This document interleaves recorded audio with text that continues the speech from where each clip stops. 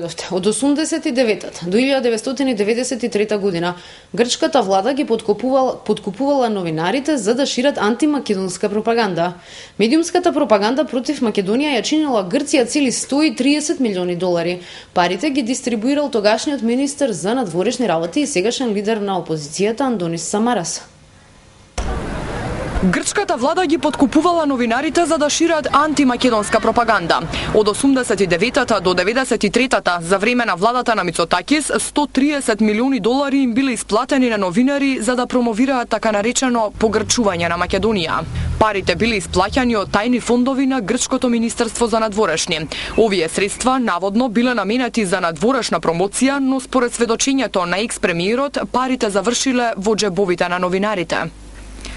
Парите беа во црни пластични вреќи наполнети со банкноти од по $500. Немаше чекови, само кеш. Средствата беа наменети за пропаганда против името на Македонија, но наместо надвор, оваа пропаганда беше пласирана внатре во државата, изјавил Мицотакис. Според неговото сведочење, парите ги дистрибуирал тогашниот министер за надворешни Андонис Самарас. Мицотакис кажа дека тој лично ги знае новинарите кои добивале пари од владата. Тврдеше дека дел од нив биле плаќани и за да го градат политичкиот имидж на Самарас. Самарас јавно призна дека се исплаќале огромни суми на пари, но дека истите биле за корисни национални цели. На барањето на Мицотакис да објасни каде отишле парите, тој никогаш не даде конкретен одговор. Рече дека средствата биле за реклами. Во 92-та Самарас беше разрешен од функција. Една година подоцна документи за тајните исплаќања се уништени. Скандалот изби на површина по колапсот на владата на Мицотакис во октомври 93-та.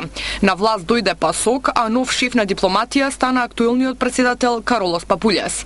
Папулјас најмил адвокат од САД кој открил дека постоеле тајни фондови. Сепак имињата на новинарите и медиумите каде завршиле парите никогаш не беа обелоденети. Во 94-та новата грчка влада ја затвори истрагата под образложение дека се работи за високи национални интереси. По 15 години овој скандал повторно се актуализира минатиот месец кога Самарас беше избран за нов лидер на опозицијската Неа демократија. Тој посочи со прст на Караманли Сибакојани како директно одговорни за перење на милиарди од европските фондови. Дали грчката влада ги подкупувала новинарите за да пишуваат против Македонија, се уште официјално не е потврдено. Сепак интересно е што периодот се поклопува со независноста на Македонија, влезот во Обединетите нации и радикалното заострување на македонско-грчките односи.